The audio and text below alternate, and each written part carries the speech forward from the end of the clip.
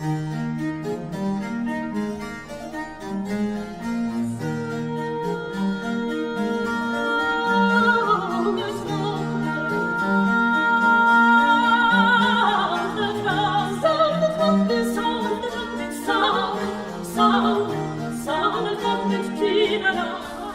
j'aime les chiens. Non, c'est pas vrai. Je les adore. C'est des beaux petits êtres, c'est gentil, ça veut tout connaître. Tu t'installes pour regarder la télévision, puis ça monte sur le sofa, ça se colle sur toi. Tu te rends avec une marche, mais si tu veux vraiment leur faire plaisir, amène-les au parc à chiens, comme ici.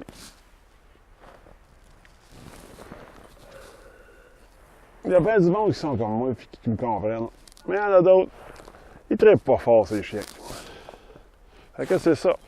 T'as-tu 5 minutes?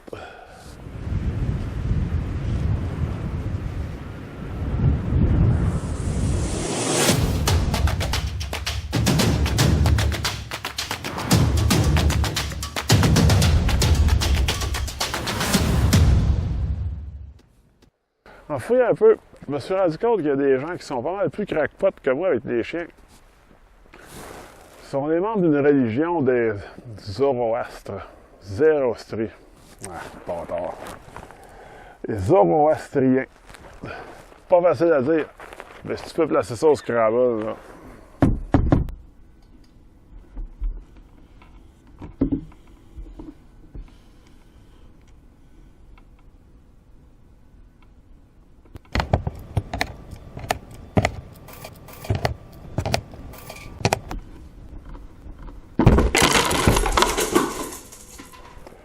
Le zoroastrisme, c'est une religion qui a été majoritaire dans l'Antiquité, dans ce qui est aujourd'hui l'Iran, l'Irak et la Syrie.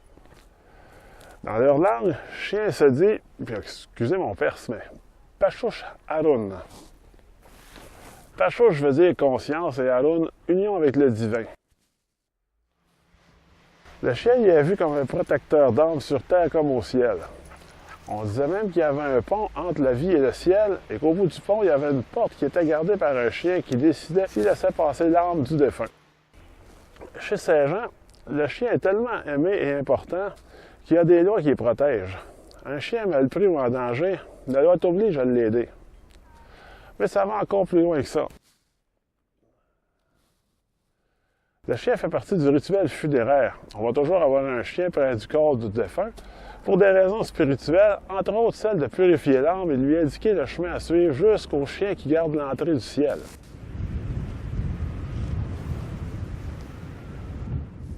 Une autre raison plus pratique, celle-là, est qu'on sait que le chien va avoir une réaction avec un mort, mais une autre avec quelqu'un qui serait dans le coma, par exemple. Le chien va détecter ça. Pas fou les pitous. T'évites d'enterrer ta belle-mère qui serait peut-être encore vivante. C'est une joke, hein?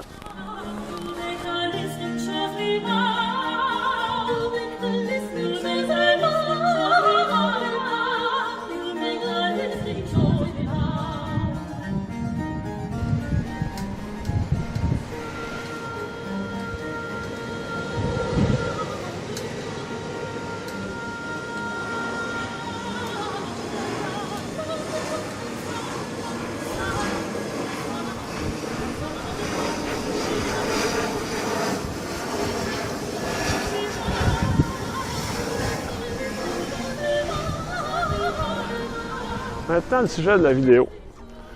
Les lois de l'islam nous proviennent du Coran, qui est la parole de Dieu, de la Sunna, qui est la biographie du prophète, et des hadiths, qui sont des témoignages, commentaires, analyses et interprétations du Coran. Aujourd'hui, la majorité des juristes sunnites et chiites considèrent le chien comme un animal impur. Pourtant, dans le Coran, on ne parle pas plus de 5 fois du chien, sans que ça soit nécessairement négatif. Sauf que les opinions de ces juristes nous viennent des hadiths. Aïcha rapporte que Gabriel promit au messager de Dieu de venir chez lui à telle heure. Mais cette heure passa sans qu'il n'arrivât. Elle dit, « Il tenait dans sa main un bâton. Il le jeta en disant, « Ni Dieu ni ses messagers ne manquent jamais à leurs paroles. » Puis il se retourna et vit tout à coup un chiot sur son lit. Il dit, « Quand est entré ce chien? » Aïcha répondit, « Par Dieu, je ne sais pas. » Il ordonna aussitôt de le sortir. Gabriel arrivait alors. Le messager de Dieu lui dit, « Tu m'as promis de venir et je me suis assis à t'attendre. Tu n'es pourtant pas venu. » L'ange Gabriel lui répondit, « J'en ai été empêché par le chien qui était chez toi. Nous n'entrons pas en effet dans une maison où il y a un chien. C'est à partir de là que le chien a commencé à être considéré comme étant impur. Le prophète ordonne donc de tuer tous les chiens. Sauf que ça cause un problème. Il y a des chiens utiles à l'homme, comme les chiens de chasse, les chiens qui gardent les champs, les troupeaux et les maisons. Alors il fait une exception et ça devient tous les chiens, sauf ceux qui sont utiles à l'homme. Mais encore là, une exception à l'exception, les chiens utiles à l'homme, oui, mais pas les noirs. Parce qu'il paraît que le diable vient souvent faire son tour déguisé en chien noir. Ben là, ils sont malades. Qu'est-ce que j'ai fait, moi? Je suis un bon petit chien. Arrivé au 21e siècle, une gang de crottoirs castrés, de foubraques, de chihuahuas frustrés. OK, un peu d'histoire. En l'an 622, c'est l'Hégire. Le prophète et ses fidèles fuient la Mecque pour se rendre à Médine. En 630, l'islam conquiert la Mecque. En 632, le prophète décède et est remplacé par Abou Bakr qui va finir de conquérir le reste de la péninsule arabe. De 636 à 650, l'islam conquiert ce qui est aujourd'hui la Syrie, l'Irak et l'Iran. En un mot, les territoires où vivent les Zoroastriens. On se retrouve donc avec des conquérants qui croient que le chien est impur et doit être tué, et des conquis qui vénèrent le chien. Mais qu'a fait l'islam avec les symboles des religions qui lui sont soumises? Allahu Akbar. Tu vois, moi? Quelqu'un a des idées?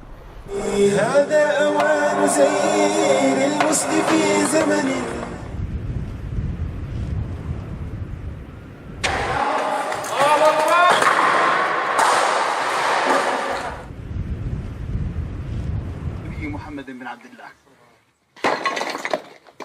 Takbir! Allahu Akbar. Ça savez pas? Ah ben, écoute. Étant donné que les Zoroastriens vénèrent le chien, c'est précisément sur ce symbole que le conquérant va se déchaîner. Le chien passe de simple animal impur à se débarrasser à une cible de la haine des conquérants. Ces derniers retrouvent une double satisfaction, celle de se débarrasser d'une créature impure et celle de terroriser ceux qui aiment leur chien. C'est le massacre. Ça dure combien de temps tout ça? C'est même pas encore fini.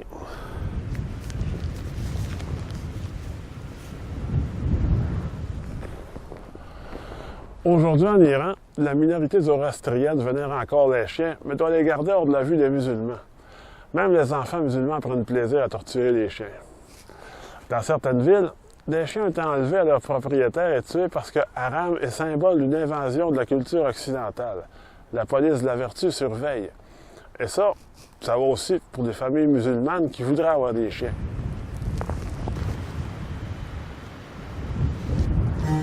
Conclusion. Si jamais un jour vous entendez parler de chauffeurs de taxi musulmans qui refusent des chiens guides, ou comme récemment en Angleterre, des groupes de musulmans qui ne veulent pas vous voir avec votre chien dans un parc public qu'ils monopolisent, vous comprendrez pourquoi. Si jamais dans votre municipalité, vous devez vivre ce qu'ont vécu des résidents de la Catalogne où des chiens se sont empoisonnés par dizaines la nuit, où les citoyens devaient former des patrouilles pour protéger ceux qui marchaient leurs chiens parce que des déséquilibrés ont décidé d'imiter leur prophète et ont déclenché un djihad contre les chiens, ben, vous savez pourquoi? C'est dans leur texte sacré.